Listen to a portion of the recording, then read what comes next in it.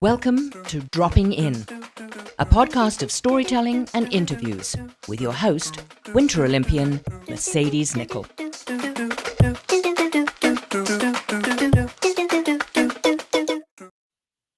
Thanks so much for dropping in on Series 6. Now, this is a fun series about what it was like to be on the road as a national team athlete and Olympian. I've reached out to a bunch of retired athletes to see what it's like or what it was like to be on the road. Thank you so much for dropping in on episode 56. Let me introduce the guests that we will be dropping in with.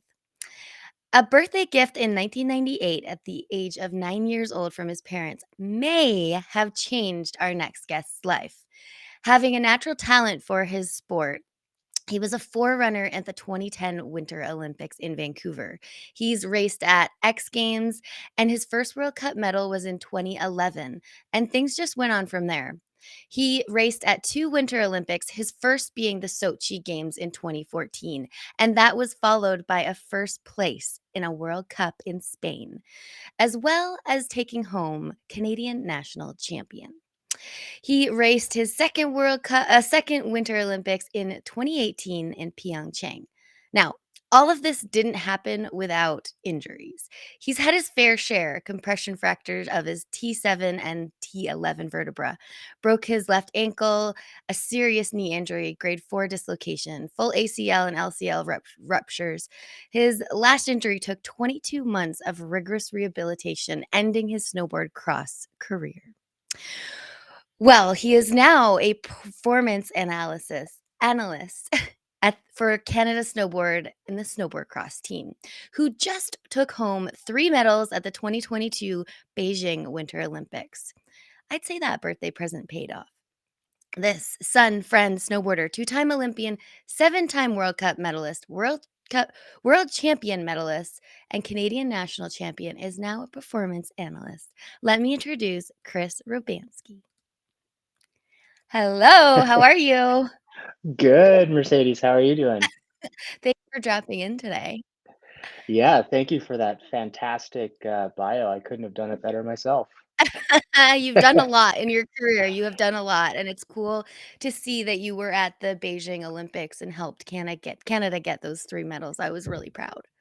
Yeah, that was a pretty wild experience for all of us, actually, right? I mean, it's a pretty surreal moment to be part of that and be part of that team atmosphere when it's just firing all cylinders and the teamwork is right there and everyone's so supportive. So it was really cool. I'm glad. So you're just freshly kind of home from Beijing, and now you're dropping in, and I start with 10 rapid fire questions that you have not seen. Are you ready? Okay, let's do it. Okay, number 1, because this is the On the Road series, what's one thing that you traveled with that was a must-have for your sport? Must have for our sport. Mhm. Well, I would always say myself and all the other athletes, you always need to carry your own screwdriver and binding parts because you can There break you go. bindings every day and it's annoying when you don't have the right buckle and you're trying to mix and match stuff. So for sure for our sport, you need to have like the proper parts to fix your equipment on the road. For sure. Awesome. Number 2, who is the most high profile contact in your phone right now? Most high profile contact in my Yeah. that's a great question. Um It may not be like high profile to you, but other people it could be. Maybe, yeah. I mean, I don't even know. There's a lot of contacts I don't even know where they came from. I think maybe LinkedIn or something like put them in or uh well, I mean, of course there's you, there's a bunch of other Mael. retired or semi-retired athletes from all levels Yeah, of sport. But I couldn't really think of just one. that's fine. That's a great There's question. I had no idea. You're gonna go look in your phone later and be like, "Oh, I should have said that." That's okay. I I Ah. I am. Okay, number 3, what is the top song or playlist that you have on right now? You know what? I'm terrible terrible with making playlists. Mhm. My former roommate, who's also an Olympian, Darren Gardner, on our Alpine snowboard team, Mhm. I somehow still have some of his Spotify playlists linked to my account, and he's Yes. usually he's usually pretty good. Like he's always making playlists and stuff. So I I usually love just that. log into Spotify and then just see whatever playlist he's got going, and then just kind of poach it from like wherever I am in the world.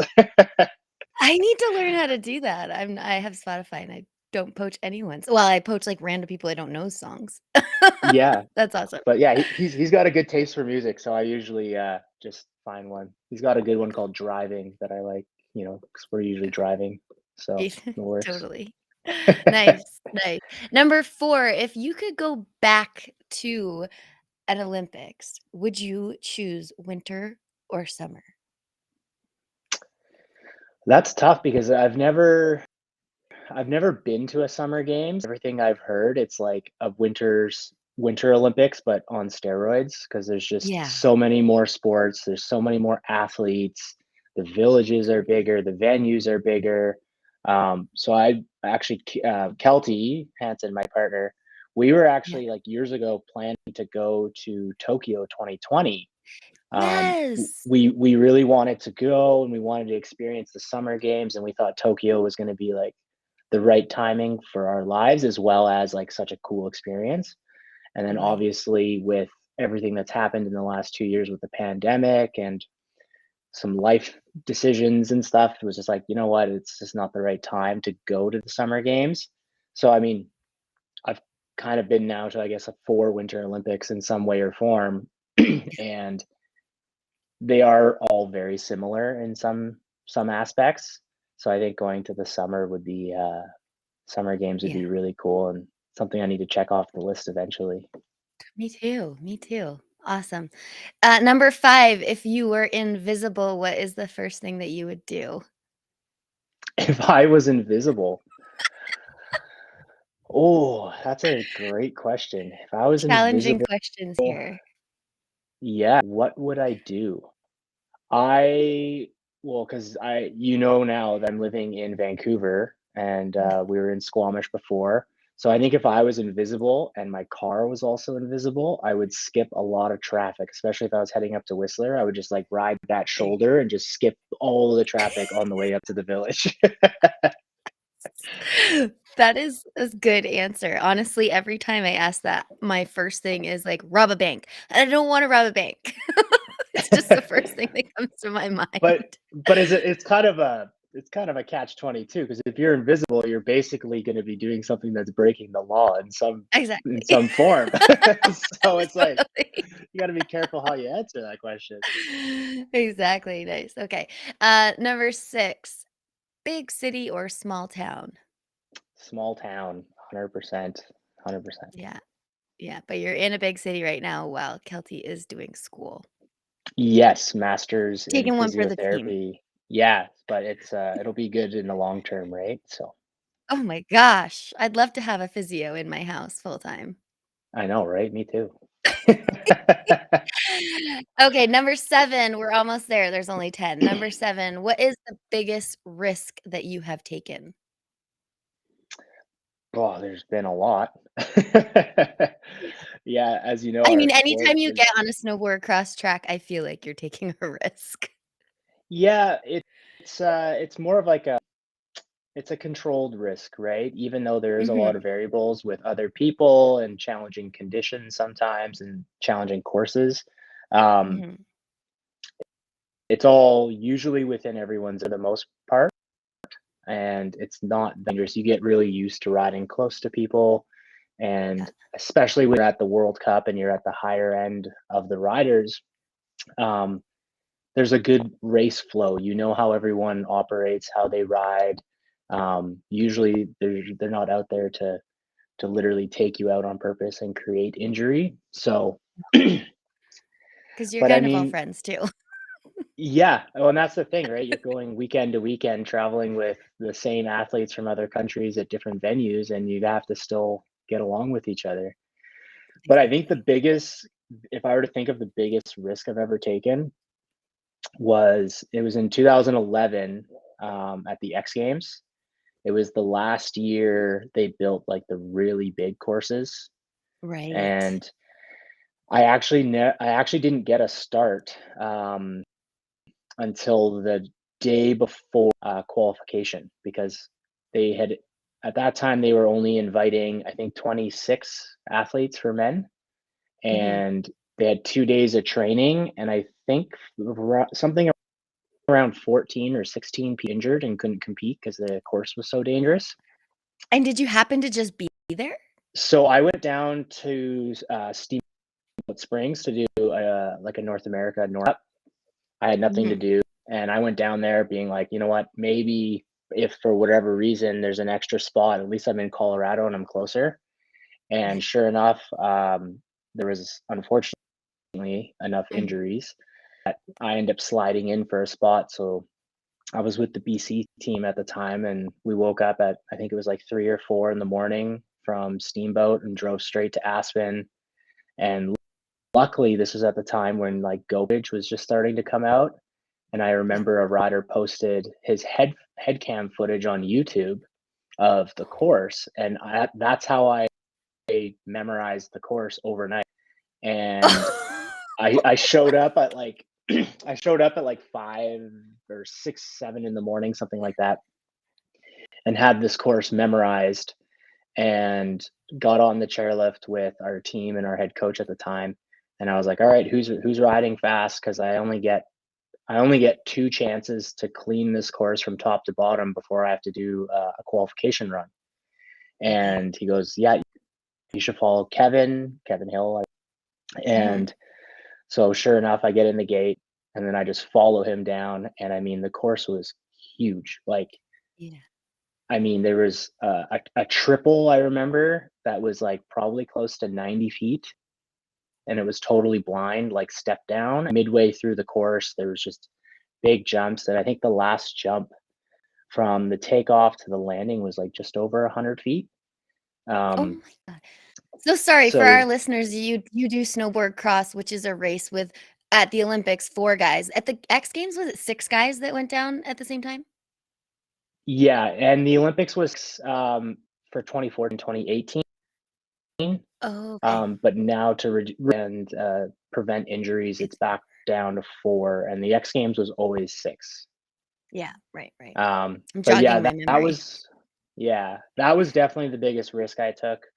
It was a big burly course, and I kind of just was like, it was my first time competing at a major event, let's say, like Mm, bigger than a World Cup in my mind, yeah. and I just dropped in, hoped for the best, stuck on the tail of my teammate Kevin, made it down 2 times in a row, and then went up, did my qualification, and somehow qualified 8th. So I didn't have to go do a second run. I only had to do one run time trial. Love it, I love So it. yeah, it was a big risk, and yeah, inevitably broke my back the next day. But it was In the scary, but race with also other people. rewarding. Yeah, yeah, in the race with other people. But I mean, at the end of the day, that's part of our sport, right? You got to take those Yeah, risks and take the chance to really and kind you're of still walking. show yourself. Yeah, exactly. So lucky to walk away from it, but For sure. Oh my gosh, that is a big risk for sure, like, and I think a lot of our listeners might not know that you do have to memorize the course before you go down it, like, that's a big yeah, part of it, right? yeah, a lot of Yeah, it's wild. visualization. Um, Basically, it's you're memorizing the course down to fractions, right? So I mean, you kind of know where every little bump, every little roll is, exactly where there's grip in some of the turns, like where it's icy, where Mhm. there's a bit better grooming. Yeah, you really kind of dial it in, and it have it fully memorized and dialed in, because you can basically do it with your eyes closed, right? So Amazing. Oh my gosh, so cool. Number 8, after you've just been retired, like, not that long, so this is gonna be an interesting question for you. After retirement and now that you've gone to an Olympics, not as an athlete, has your view on the Olympics changed at all? I wouldn't say my view on the Olympics has changed. You know, For sure, I'm on the safer side of the fence now, which is Yes. which for my body is like it's pumped. Yeah. However, someone told me years and years ago that there's two types of athletes that go to the Olympics. There's those who go for the experience, and there's those who go to compete. Yeah. And that's really resonated with me, especially through Mm. my two games that I competed in, as well as the energy that I brought to our team this year was, we're going there to Yeah. we have a super strong team. We have really good riders, really good preparation all year, considering what's called. You know, we felt as if everyone was ready to perform, and sure enough, Mhm. like we went there to compete. So it That's so true. I'd never heard that one before, but yeah, like you look at some people and you're like, "Oh, they're just there for that experience because 'cause they're not really holding up for their countries." To each their own. yeah, to each their own, right? And the Olympics for everyone is different, and some Yeah. experience is the most important aspect, and that's totally fine. However, Yeah. just in my, for me personally, it was more about the competition, Yeah. and to showcase I our mean, our, our team. I don't think you go twice if you're just there for the experience. Maybe some do. I don't know. I don't know. I definitely didn't, but okay, number 8, because we're talking about on the road, what is Yeah, the best way to travel? the best way to travel. Mm, Well, it hasn't been invented yet, but it probably time travel, just like, or yes. like teleportation. That would be great. That would be There's a so lot of great.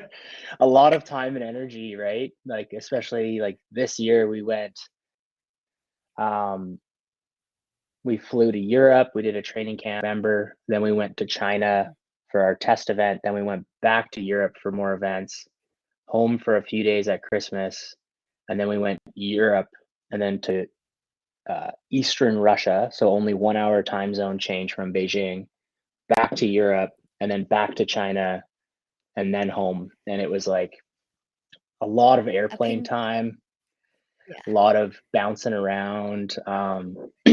So for sure, like if you can travel like first class on those flights or business class, it makes it so much easier. It's so much easier on your body, yeah. mentally and physically. It's the way to go. However, we don't have that budget, so we travel at the back of the bus like the rest of Yeah, everyone else. And it's for sure like you just get used to it, right? But I yeah, think I think the best way to travel though is just eating good food, drinking lots of water. It's going to help your mhm. body, and just really kind of, if you can get up every morning and stretch before your flights and kind of roll out, it really helps with like those long travel days. Good tips, good tips. I mean, a lot of the world hasn't traveled in, like, 2 years, so I they're all know. gonna forget what it's like. And then you're Well, gonna that get was to the airport and be like, "Oh, the lines." that was literally like me, like because I basically years ago, and then Mhm. or 2.5 years, and then I literally haven't traveled at all. Yeah. Only And in your then scooter, which I think everyone should look at your Instagram because those scooter pictures are on point. oh, yeah, that was when I was doing my knee rehab, and then I rented the mobility scooter so I could get around town in Squamish. I So was like smart. going like grocery shopping and then ripping around town. I was pretty bored, so I was like, "There's might as well take some photos with this thing." So good. So good. I love it. Okay, number 10, the last question in the rapid fire that's never rapid, but everyone knows that. Um, what are the top 3 places that you have traveled to? Top 3 places. Um, Mhm. as for countries, it's probably number 1, probably Austria. We've been there so many times. It's probably our most travel base. I think, for me, it feels a lot like my European home. Uh, Yes. I'm just really used to the people, the culture, understanding German's getting a little bit better over the years. but yeah, like places like the Arlberg, one of the big ski areas in Austria, or you have places like Meyerhofen and Hintertux that are awesome. Actually, Mhm. tomorrow we're flying back over to Europe, and we're going to be over near Reiteralm and Schlestadt, which is kind of where a bunch of the ski races always happen every year. Cool. So yeah, it's just really cool area. Austria. Second place. I've only been to Japan a couple times, but I love Japan. Yeah, Would always great want to place. go back. Would like to go do like a powder trip there, go spend just like a whole month and just ride POW every day. That would be I recommend it. fantastic. So that's going on number two because it's like Okay. when I was there, the conditions weren't so good. But number three, maybe New Zealand. We spent like a full in New Zealand about 11 years ago, and then I haven't actually had the chance. And it reminded me a lot of like the West Coast here in Canada. A lot of Yeah, big mountains right down to the ocean, really nice people, great. good food, good culture, and like, you know, riding when we were there was really good as well. They had good snow conditions. Yeah, So yeah, definitely would like to go back, and it was one of my favorite places that I have visited. So nice. That is the rapid fire. We did there we it. go. We did Never rapid. It's it. awesome. For the listeners, today we were recording on March 3rd because Chris said that he was leaving tomorrow, but this isn't coming out on March 4th. So it is what it is. Chris, because this is on the road, I want to hear some stories of the snowboard cross team. So, for the listeners that you might think that we all traveled together, and we used to back in the day, and go to world championships together and world cups together. But as things changed throughout the years, half pipe team went on half pipe trips, snowboard cross team went on snowboard cross trips, and we hardly get to see each other except at the Olympics. That's what it seems Yeah, like. like there's only a few events, the Olympics, the World Champs, and basically X Games when we were in it. It's been a few years. Yeah. Were the events where I got to see and mingle with the others. Some of our World Cup, at least when I was competing 4 years ago, some of our World Cups were still with alpine snowboard. Um, Okay. so there would be the occasional, maybe once, maybe twice a year, Yeah. but we're more so now closer with the ski cross team, right? Like our next events in Right. March, ski cross will be there as well. So that's been really cool for us. We have a good relationship with their team, their program, and they're awesome. So we've had like some good times with the ski cross program the last couple of years. But Yeah, and you guys um, travel with the women and the men for, snowboard cross, which some yeah, sports they don't, some sports are separate. So you guys are like a family when you're traveling, right? well, how about a family, but we're all colleagues out there, right? I mean, Yeah, we're one program, and um, we're I think we're what 11 or 12 people total with 6 8 depending on the day. So yeah, we try to keep it light and easy for everyone, and hopefully everyone's still getting along here in March because they've been on the because road. it's a lot They, it's a lot of yeah, time together. it is. Like I left November 2nd, and Yeah, then we had 1 week off for 10 days off at Christmas. We all got to separate, and then yeah. we just got home last week. So we've had basically like almost the better part of 4 months together, right? So You're ready to say goodbye, but you're going back on the road. yeah, well, not ready to say goodbye, but for sure, like for everyone's mental health, it's good to have a bit of separation, right? And Yeah. have everyone go home and see their friends and family and just enjoy a bit of a break, a well-deserved break. But at the same time, yeah, tomorrow we get back to business. So Now, you joined the team in 2010 or 2011?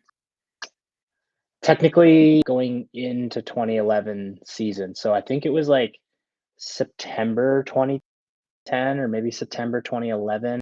Okay. So you missed the whole filming of the reality TV show that we did where Well, the I was snowboard cross. actually, yeah, I did miss it. In But I was in Whistler doing some training camps in the spring, and you guys were filming, Okay. and I remember watching it. And yeah, Oh, I'm did not a you watch big it? like. I never watched it. Oh yeah, I watched a little bit of it, and it was like, wow, okay. Well, the I'm snowboard not- cross team, the funny thing is the snowboard cross team was gonna be in it, and then the coaches were like, "Hard no." yeah, yeah, So, that let's sounds a hear lot like our previous coach. I know. Let's hear about some of those times on the road, any crazy stories that happened? No, there's been lots of crazy stories, Mercedes. So some of them are PG, some of them are not PG. Let's go with PG if you wanna share any. PG stories. There was this one time, I think it was January 2012.